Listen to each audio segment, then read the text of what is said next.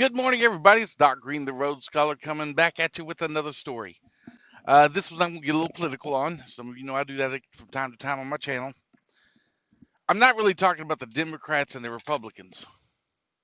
That's already pretty much settled in everyone's mind at this point, who you're going to vote for and everything. And I really couldn't care less who you vote for. But I do want to point out some of the hypocrisies of the media, the United States press, the freedom of the press, and what they have chosen to do and not to do. We have this Hunter Biden story out here. And for some reason, NPR, which is a tax funded, our tax dollars fund NPR, refuses to report on the Hunter Biden story. You have a lot of other major MSNBC, CNN, and ABC. A lot of these other ones are also refusing to do any kind of serious report. They mention it, but they won't really do any in depth investigations of the Hunter Biden story. And when asked why, the reason is because these are unsubstantiated reports. Unsubstantiated, meaning they have no one backing them. These are just like rumors or sources, stories given to them from sources. First of all, it has been substantiated. The story has been substantiated. It has been substantiated by the FBI and the Homeland Security themselves. They came out and said that no, we do have the Hunter Biden. Oh, a lot of you may not know what I'm talking about because the news media hasn't told you yet. The FBI has seized Hunter Biden's laptop computer, dealing with allegations of money laundering. Now, this is a story that should have been out way back when Joe Biden was vice president, because that's when all this started. But it wasn't. No one reported on it. No one did anything in the media.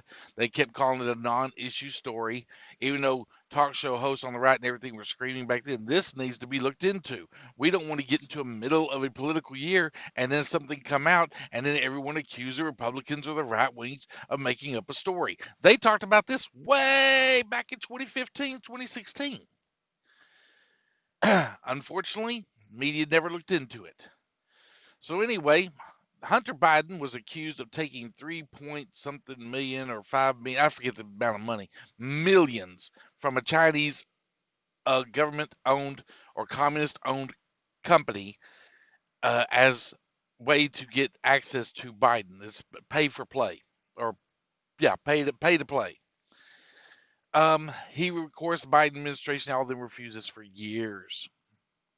So anyway, the Republicans pretty much let the whole story go. No one's going to bring it up. No one's going to investigate. No one's going to talk about it. Fine.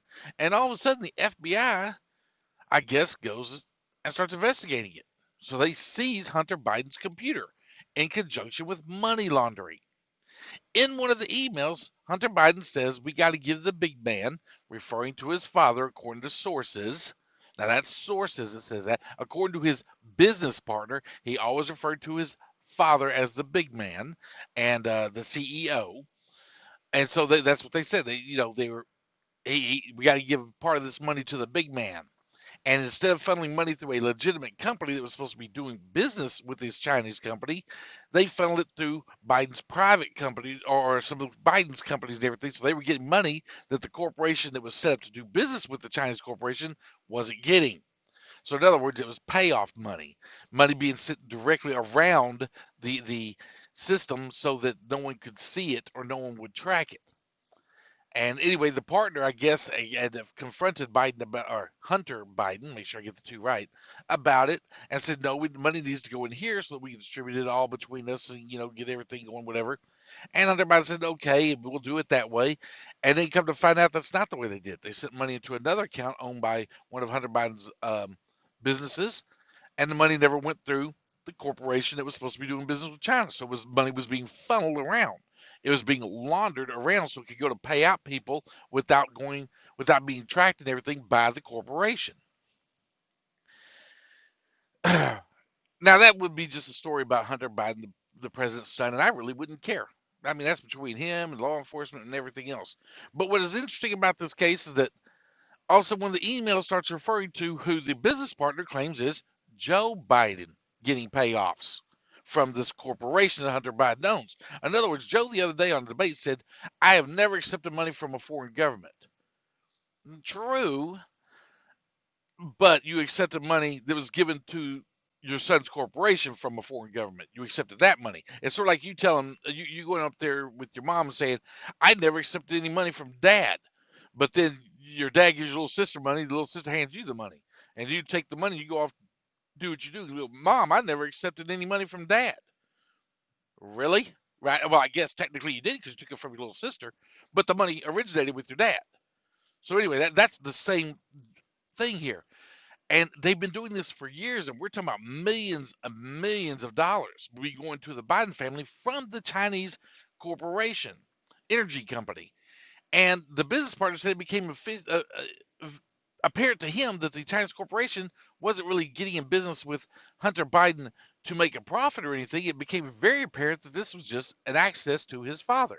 And even Hunter Biden himself said, yes, they probably wouldn't have hired me because he had no experience in the field had it not been for my father's name or for the Biden name.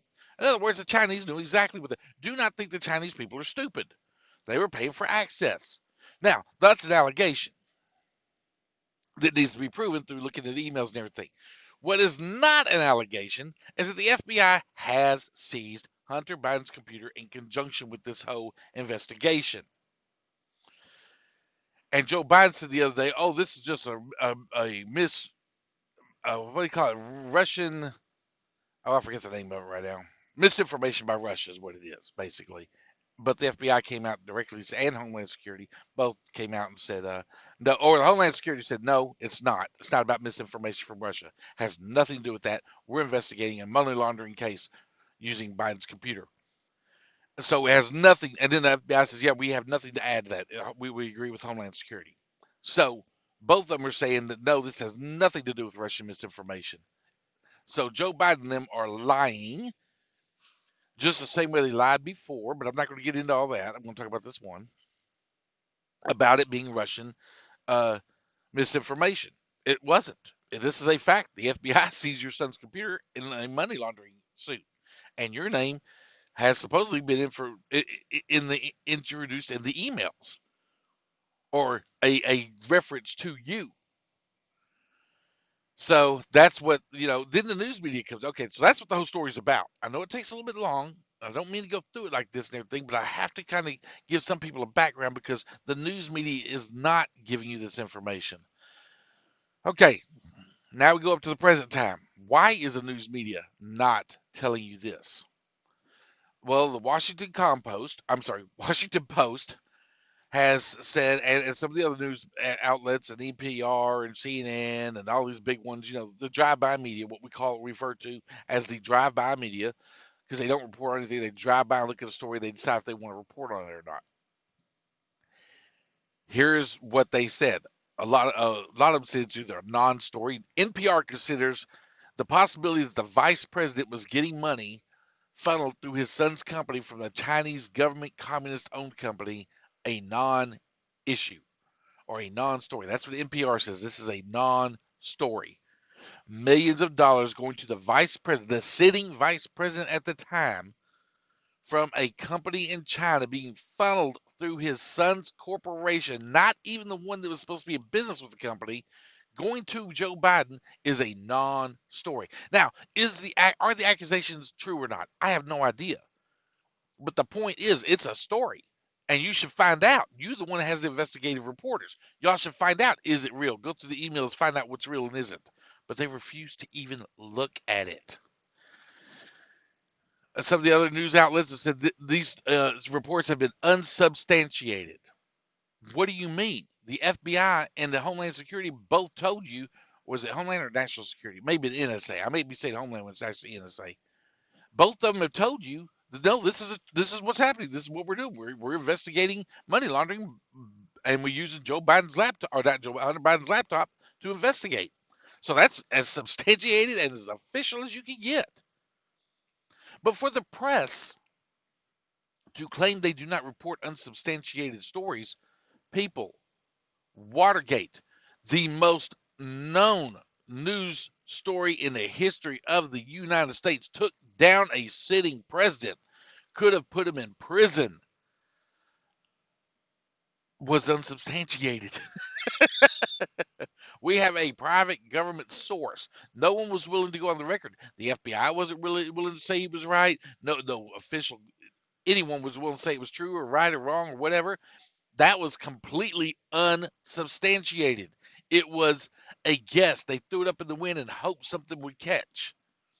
Now, they trusted their source, but they didn't really have anything verifiable to trust him for other than his word.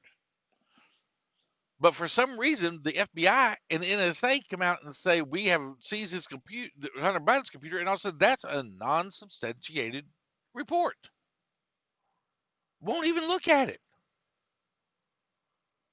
Why is it the mass media will go out there and risk their paper and everything else on a non-verifiable source, risk lawsuits and everything else because the non-verifiable source back there in Watergate could have been lying.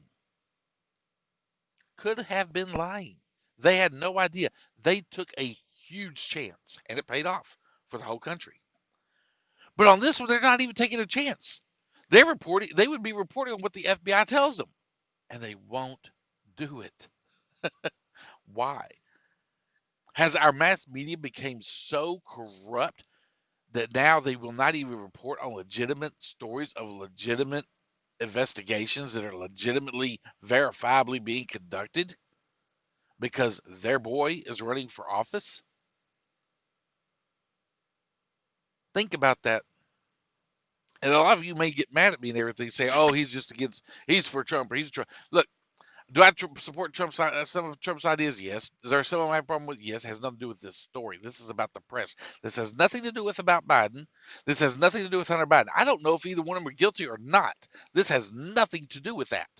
This is not talking about what Trump did or what Biden did or what Hunter did or what China did or anything like that. This is talking about what our press is not doing.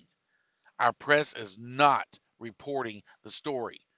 That's the whole purpose of the freedom of the press, is to keep us informed and not let the government or anyone in the government intimidate you and give us a true, which we know is not happening, unbiased report.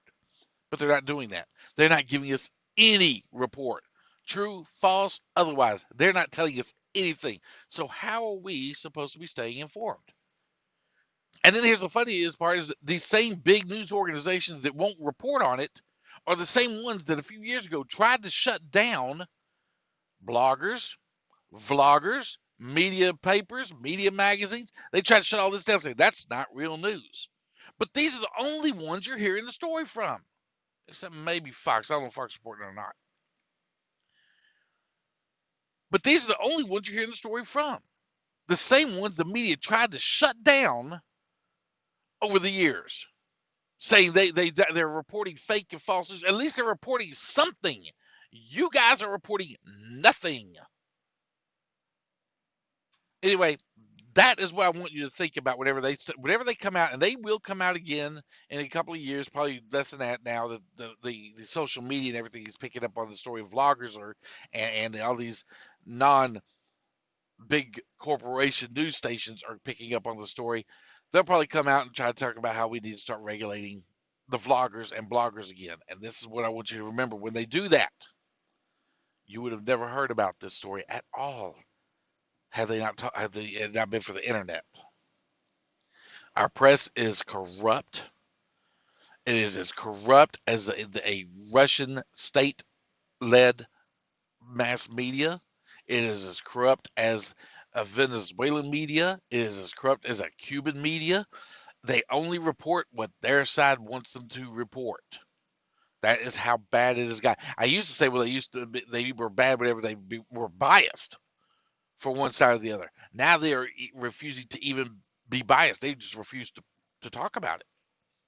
That's where our mass media has went. Yet they want the protections of freedom of speech, freedom of press, but they don't want the vloggers and the bloggers everyone to have the same freedoms because they're not big enough and they're not part of their corporate conglomerate. So remember that. That's what the story is about. The press, not Biden.